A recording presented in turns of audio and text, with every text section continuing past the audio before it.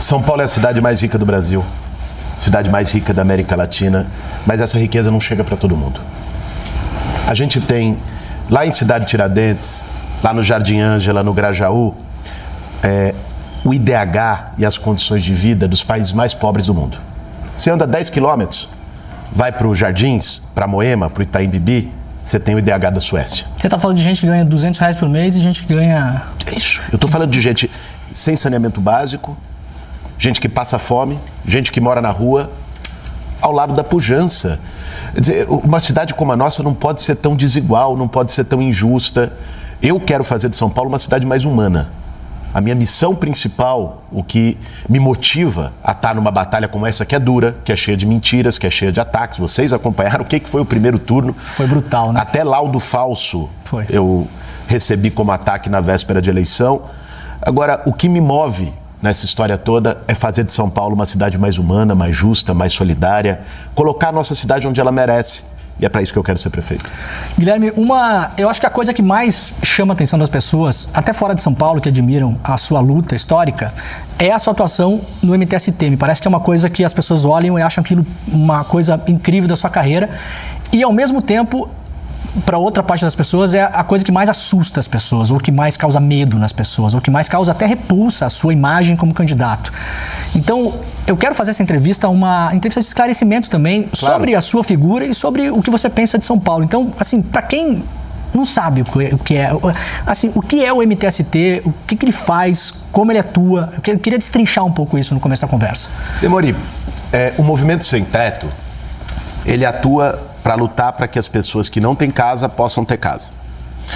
E, ao contrário do que diz a fake news, não é tomando casa de ninguém. Eu já desafiei todos os meus adversários, que ficam falando a invasão, o Boulos invade e tal, a dizerem uma única casa que o Movimento Sem Teto tem invadido. Não invadiu e nem vai invadir. Casa com gente morando dentro, casa de alguém. O que o movimento faz? O movimento identifica imóveis que estão há 20, 30 anos abandonados, devendo mais imposto que o valor do próprio imóvel, que estão ilegais, que se fosse cumprido o Estatuto da Cidade, que é uma lei federal, já deveriam ter sido desapropriados para moradia social. Por quê? Porque eles estão sem pagar algum tipo de imposto? O que acontece? A lei diz objetivamente o seguinte: um imóvel que está sem função social, ele precisa ser notificado pela prefeitura. Um prédio parado no centro de São Paulo. Um prédio no centro que está lá há 30 anos todo pichado, zoado, beleza, lugar para crime, para uso de droga. Beleza. Um terreno baldio na periferia que a mulher, quando passa na frente, morre de medo, que vira desova de carro roubado, desova de cadáver, esse tipo de terreno. Esses espaços, a lei diz, tem que ser notificado. Depois da notificação, o proprietário tem 1 ano para apresentar o projeto, para dar algum uso, dar alguma finalidade para aquele terreno. Se não apresentar, só deixar especulando, que é o que eles fazem, ele tem 5 anos, começa a incorrer um imposto progressivo, é o IPTU progressivo, que faz com que aquele imóvel se torne, enfim, impagável quase. Isso é o Estado pressionando ele para fazer pelo uso, bolso para ele tomar alguma atitude. Se depois disso ele não faz, o Estado pode usar um mecanismo chamado desapropriação-sanção. O que é a desapropriação-sanção?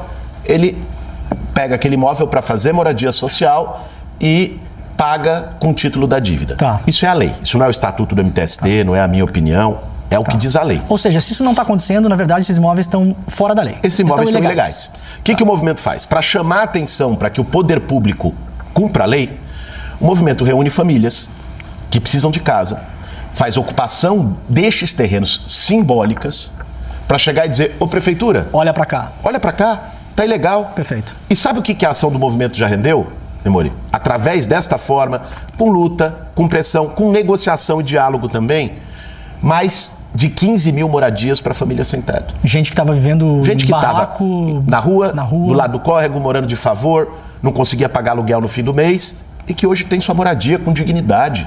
É isso que o movimento faz, cara. É por isso que eu sempre digo na campanha, eu tenho orgulho da minha trajetória. Eu tenho orgulho da minha trajetória. E as pessoas não precisam ter medo. Falando com quem está assistindo a gente agora, porque esse medo, você sabe que às vezes fica. Você não vai aparecer morando na minha casa. Não, é isso. Eu gostaria, até o senhor está convidado, mas isso não vai acontecer. Eu até brinquei outro dia, numa conversa, que teve uma única vez que eu invadi a casa de uma pessoa. Eu fui convidado para um jantar com empresários agora, como candidato e tal, para dialogar sobre a cidade. E é naquele conjunto da Cidade Jardim, sabe aquele na Marginal Pinheiros, em frente ao... aquele que tem um shopping embaixo e as torres em cima. Sim. Eu nunca tinha ido lá. Aí fui lá e falei, pô, cobertura da Torre C, Torre 3, sei lá eu. Fui lá, falei, pô, não tinha identificação nas torres. Eu contei, 1, 2, 3, subi. Cheguei na cobertura. E era aqueles apartamentos que o elevador já sai dentro da sala, que não tem hall. Apartamento de rico, de gente muito rica. Sim. Aí, eu fui lá sair na sala e era o errado. Eu tinha errado a torre.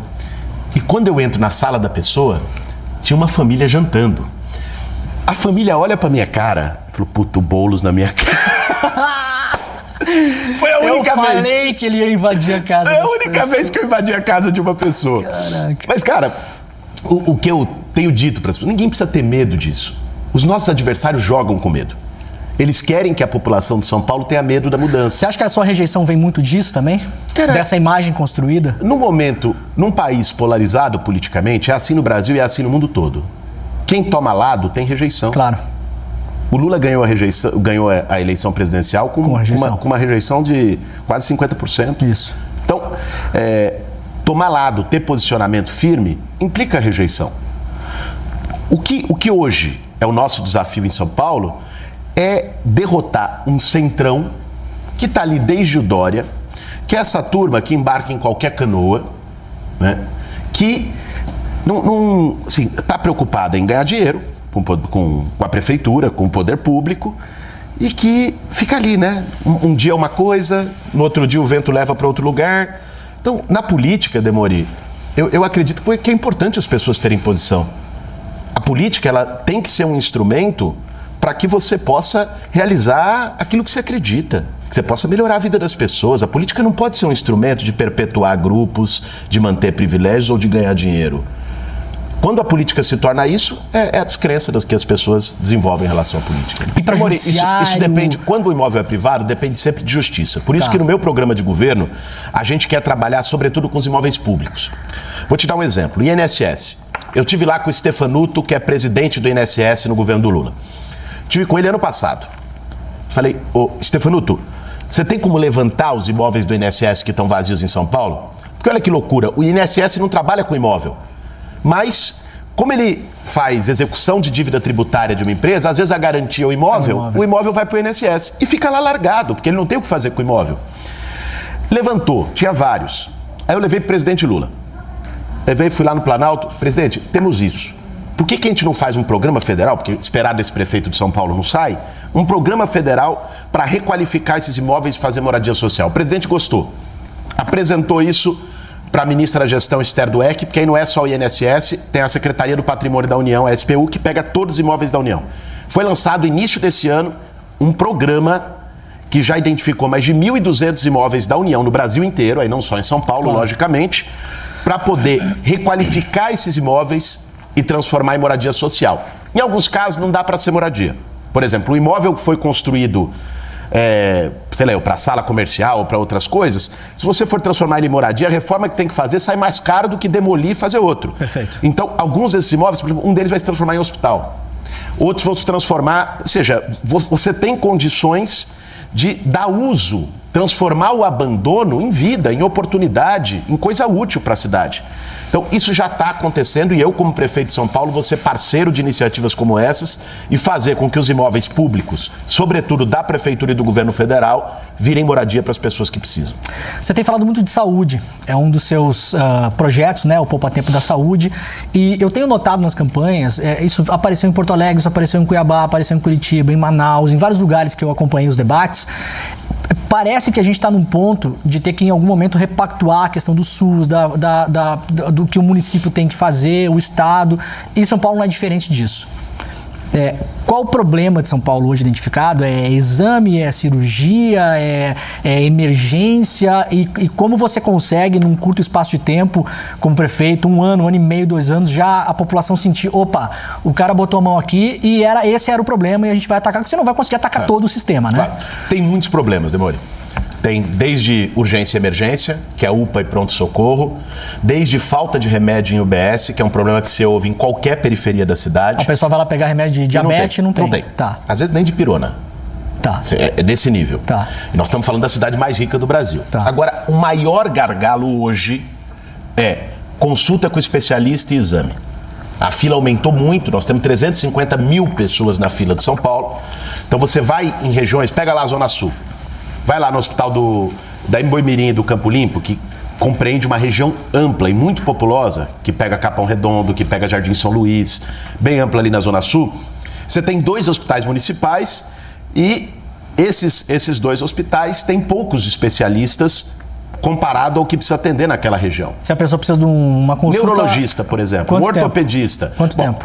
Tem consultas que têm demorado 6 meses, 1 ano para atendimento. Tá. Tem exames simples, por exemplo, uma coisa é ressonância magnética, que é um exame caro, porque exige um equipamento caro. Claro. Outra coisa é um exame de endoscopia, que é um exame relativamente simples e que a fila explodiu na cidade de São Paulo. E você consegue rapidamente jogar médico lá dentro? Você tem que fazer um hospital novo? Hoje tem uma desorganização do sistema. O que nós estamos propondo é uma reorganização do sistema para zerar a fila de especialista e de exame na cidade de São Paulo, que a gente chama de poupa-tempo da saúde. Em quanto tempo isso? Nós vamos fazer isso em no máximo 1 ano. Tá. Como que nós vamos fazer? Você vai atacar essa primeira coisa. Esse vai ser o primeiro foco. Tá. Nós mapeamos as regiões da cidade onde hoje a fila é maior, o gargalo é maior. Por exemplo, Capão Redondo. Por exemplo, Perus, que o pessoal tem que ir no Hospital de Taipas. Por exemplo, Itaim Paulista, uma região populosa que não tem um hospital lá na Zona Leste. São 16 regiões que nós fizemos um mapeamento dos vazios assistenciais de exame e consulta com especialista. Nós vamos fazer equipamentos que vão estar focados, não é um hospital geral, não vai ter pronto-socorro. O poupa-tempo da saúde só vai ter consulta com especialista e exame. No mesmo lugar, porque esse é um outro problema de gestão. Você vai usar prédios já estabelecidos? Vamos, a gente vai priorizar, para poder ter um atendimento mais rápido, a gente vai priorizar locação de prédios que já existem e construindo prédios próprios para no 2º, 3º ano de governo você poder mudar para esse outro lugar mais adequado. E aí você desafoga o hospital e joga as pessoas para esse outro lugar. Mas como a questão já é de urgência, nós vamos num primeiro momento, já no início do ano que vem, estabelecer os primeiros poupa-tempos da saúde já em imóveis existentes, só adequar, fazer a compra dos equipamentos, fazer a contratação de médicos. A contratação de médicos nós vamos fazer por um programa chamado Mais Médicos Especialistas, em parceria com o governo federal. Por que falta médico especialista na periferia? São Paulo tem uma coisa muito curiosa, eu falei aqui no começo da desigualdade na cidade. São Paulo tem mais médico por habitante do que aquilo que é recomendado como ideal pela OMS, Organização Mundial da Saúde.